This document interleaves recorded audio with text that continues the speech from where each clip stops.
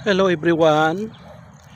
At this moment guys, na ako karon din sa Buhangin Memorial Park Cemetery.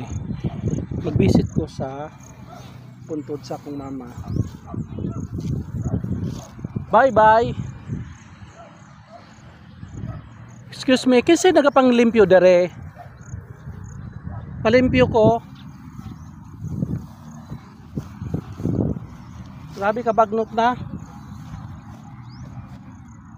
Di ba na may ang management niyo na may litter grass cutters? Di ba na asmaman? Eh bakit hindi na napalinisan? Oh, grabe oh, damo-damo. So palinis ako be, pwede. Ay may ma'am aray.